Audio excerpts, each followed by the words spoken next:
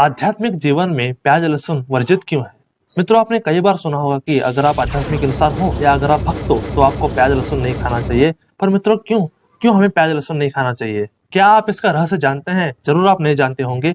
आज हम उन 4 कारणों के बारे में बात करेंगे जिसकी वजह से हमें प्याज लहसुन नहीं खाना चाहिए। तो बिना किसी देरी किए वीडियो शुरू करते हैं। अगर आप गीता को गहराई से समझना चाहते हैं तो आप हमारे दूसरे चैनल को चेक कर सकते हैं। वहां पे हम गीता के बारे में बहुत अच्छी अच्छी बातें हमेशा लाते रहते हैं। आपको बहुत मजा आएगा वहां पे। तो लिंक डिस्क्रिप्शन में है, उसको भी जरूर सब्सक्राइब कीजिए और जो बेल आइकन है ना उसको भी जरूर दबा दीजिए। और पहला है, शरीर में जड़ता लाता है प्याज लहसुन। साधकों, जब भी आप प्याज लहसुन खाते हो तो आपका शरीर जड़ होना शुरू हो जाएगा। जड़ता का मतलब है फ्लेक्सिबिलिटी का अभाव। जब आपका शरीर लचीला नहीं होता तो शरीर में हमेशा सुस्ती ही रहेगी।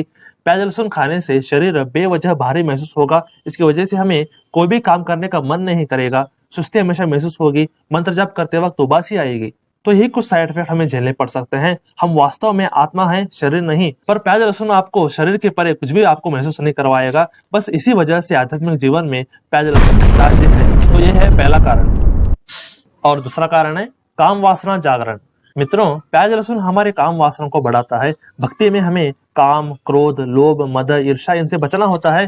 पर आप प्याज लहसुन खा के इन भावनाओं को बढ़ा रहे हैं। प्याज लहसुन खाने की वजह से रात्रि में स्वप्न दोष होना या डरावने सपने गिरना ये सब हमेशा होता रहता है। प्याज लहसुन आपको विरुद्ध लिंग की तरफ आकर्षित करता है। इस कारण आप सदैव इन भावनाओं में फंसे रहेंगे। इसी वजह से आध्यात्मिक इंसान को प्याज लहसुन नहीं खाना चाहिए। तो यह है दूसरा कारण। और तीसरा है राक्षसों से उत्पत्ति।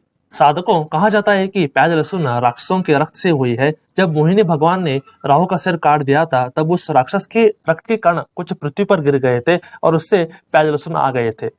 मित्रों, आप ही सोचिए, जिस वस्तु को विष्णु जी ने त्याग दिया था हम उसको खा रहे हैं। तो ये गलत है या सही है? आप ही सोचिए। राक्षस के रक्त से प्याज लहसुन बनने के कारण आध्यात्मिक जीवन में ये त्याज्य है। तो यह है तीसरा कारण। और चौथा है तमोगुण को बढ़ाता है।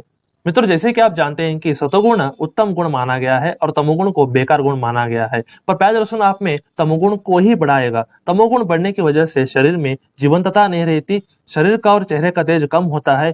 मन और शरीर में आलस्य का भाव रहेगा। निद्रा आपकी हमेशा ज्यादा रहेगी। हमेशा आपका शरीर ढीला रहेगा। तो प्याज लहसुन खाने से तमोगुण बहुत बढ़ता है। इस कारण भक्ति में हमारा पूरा मन नहीं लगेगा। तो इस कारण प्याज लहसुन आध्यात्मिक जीवन में त्याज्य है। तो यह है चौथा कारण। तो साधकों, आपको समझ आ गया होगा कि क्यों आध्यात्मिक जीवन में प्याज लहसुन को अच्छा नहीं माना जाता। अगर आप इंडिपेंडेंट हैं तो आप प्याज लहसुन छोड़ सकते हैं। पर अगर आप अपने माँ बाप पर या पति पर डिपेंडेंट हैं तो आप मत छोड़िए। अगर आप प्याज लहसुन नहीं छोड़ सकते तो भी आप भक्ति करें।